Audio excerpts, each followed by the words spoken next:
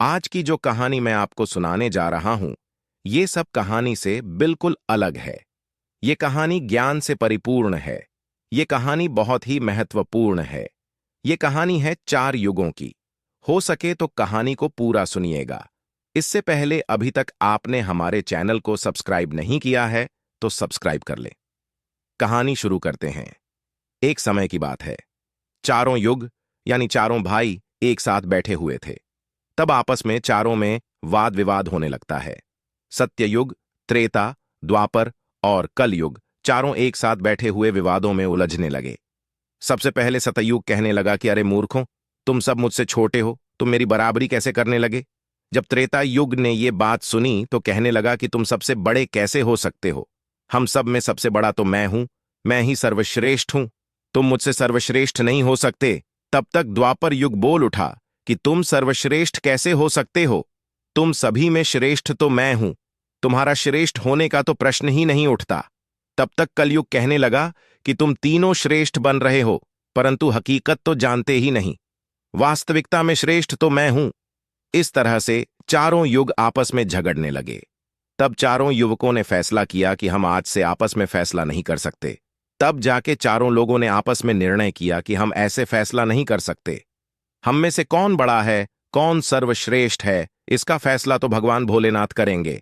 चलिए वहां चलते हैं, वही आदि और अनंत है। चलिए उन्हीं के पास कैलाश पर चलते हैं।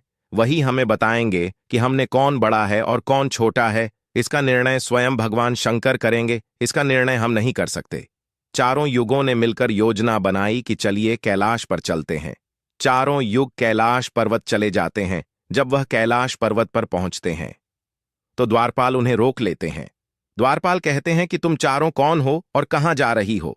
तो चारों युग कहने लगे कि है द्वारपालन, हम भगवान शिव से मिलना चाहते हैं और हम 4 युग हैं, उन्हें हमारी आने की सूचना दीजिए। स्वयं नंदेश्वर महाराज भगवान शिव के पास आए और भगवान शिव से कहने लगे थे, प्रभु हे कैलाश पति, आपसे चारों युग मिलना चाहते हैं। भगवान शिव कहते हैं कि जाओ, उन्हें सम्मान सहित हमारे समक्ष ले आओ। भगवान नंदेश्वर चारों युगों को लेकर पहुंच जाते हैं। भगवान शिव के पास भगवान शिव ने चारों को सम्मान सहित अपने दरबार में बैठाया। चारों लोग भगवान शिव को प्रणाम करते हैं। तब भगवान शिव ने चारों युवों से कहा कि आप सभी का हमारे दरबार में, हमारे कैलाश पर स्वागत है। कहो वो तुम्हारे आने का क्या कारण है। तुम तो स्वयं ही कालचक्र हो, तुम तो स्वयं ही समय हो, फिर ऐसा क्या कारण है कि तुम्हें हमारे पास आना पड़ा। कहते हैं कि है सृष्टि के रक्षित है भगवान शिव, हम चारों में विवाद खड़ा हो गया है और हम उस विवाद का समाधान नहीं कर पाए, इसीलिए हम आपके पास आए हैं। अब हम आपसे निवेदन करते हैं और गुहार करते हैं कि है भगवान, आप ही हमारा फैसला करें, आप हमारा न्याय करें और हमें बताएं कि हम चारों में सबसे बड़ा कौन है, हम चारों में सर्वश्रेष्ठ कौन है। भगवान शिव कहते हैं कि इसका फैसला तो तब होगा जब आप चारों अपना अपना फैसला सुनाएंगे। तब भगवान शिव सतयुग से कहते हैं कि ये सतयुग, तुम बताओ तुम कैसे बड़े हो।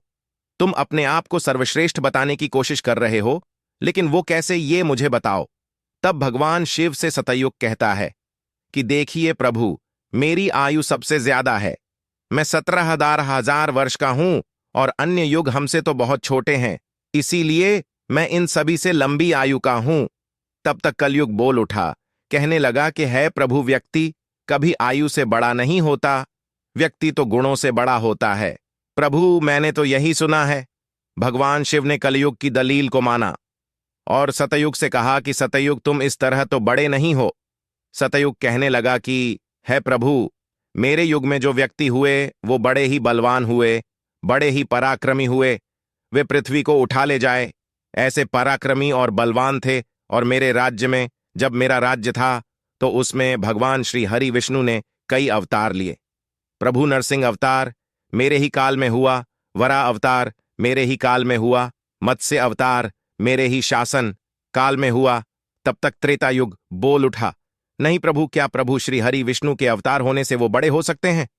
तो प्रभु अवतार तो मर्यादा पुरुषोत्तम श्री राम का मेरे काल में भी हुआ था, जिन्होंने संसार को मर्यादा सिखाया। और बलवान की बात करते हो, कुंभकर्ण जैसे योद्धा, रावण जैसे योद्धा मेरे शासनकाल में भी हुए।